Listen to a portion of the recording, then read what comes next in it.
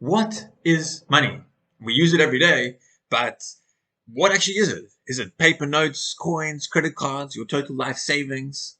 So the 10-second answer to this question is money is just a technology that allows us to save and trade. And what you're going to learn from this video is that there are a few key characteristics which differentiate a good money from a bad money. And if we look back historically, what you'll see is that money takes many different forms over the years. And our current money is just one iteration of this constant evolution in money.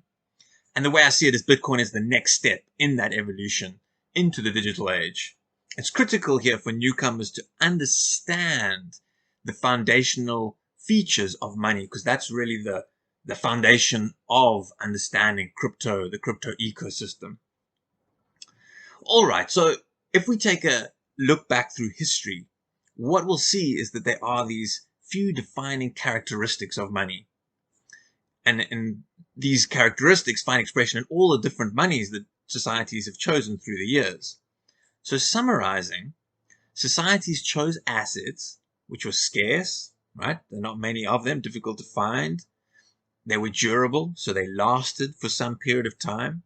And they were tradable, that other people wanted to trade in them, and they had some tradable characteristics like being transportable and being divisible. These are useful if you want to trade in something.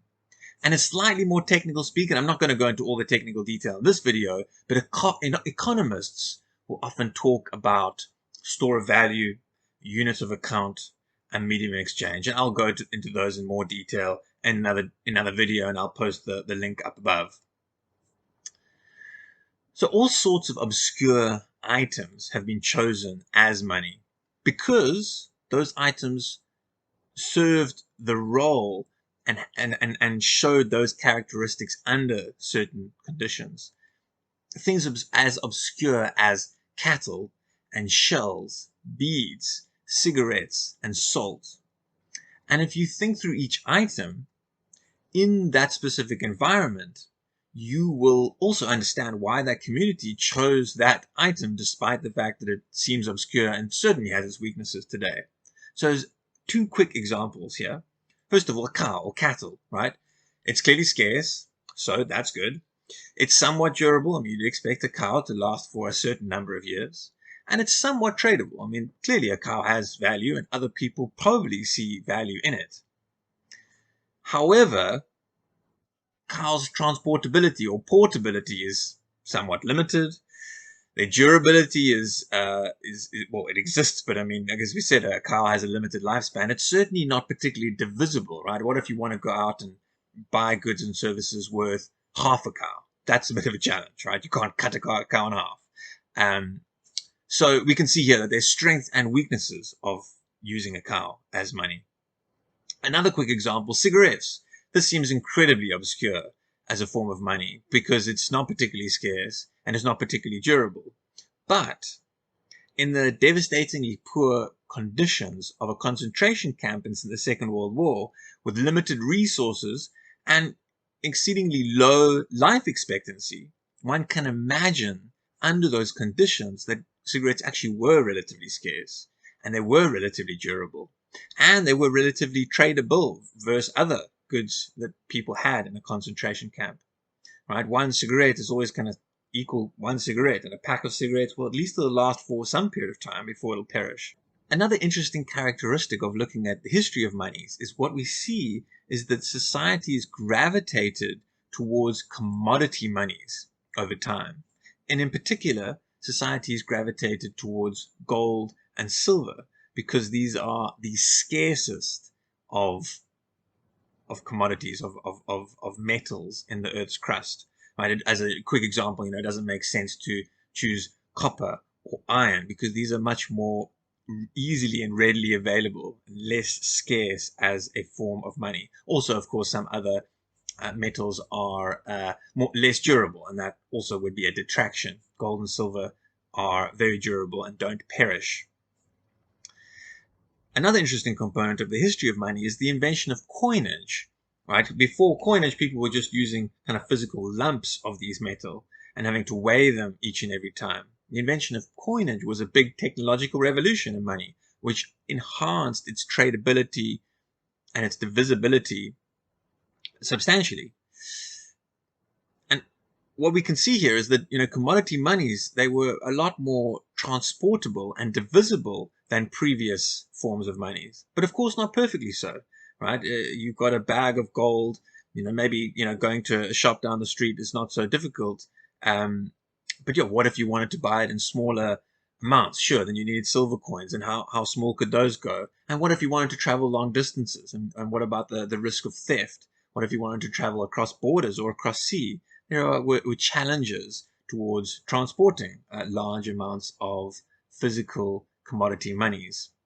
And so over time, societies gravitated towards paper money, or fiat monies as we call them today. Now, initially, these commodities were tied to the fiat monies.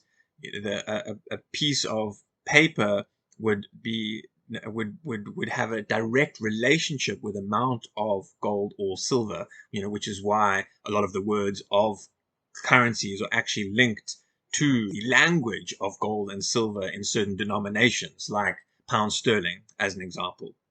But eventually, over time, these linkages between the money, the paper money and commodities was broken. Why did this take place? Well, tying monies to commodities, this restrains the amount of paper that one can create. Now, that's a good thing because it maintains the value of that currency. But for issuers of that currency, they would prefer, of course, just to create more of it because that makes them more powerful. They're able to use that money. And they don't want to be restrained by the underlying commodity. So eventually this linkage was broken because of the incentive that issuers had in order to break it. And you can see here that this decision is a key reason why we live in an incredibly unsound world today, where there is very little constraint on the amount of new money that is created because our money is not linked to anything in particular tangible.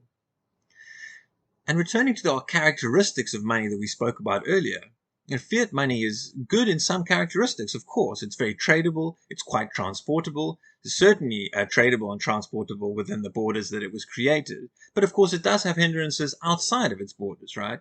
Trying to use, pounds in China are not particularly useful. The other aspect where fiat currencies fail in particular is their scarcity, and that's obviously what I was alluding to earlier.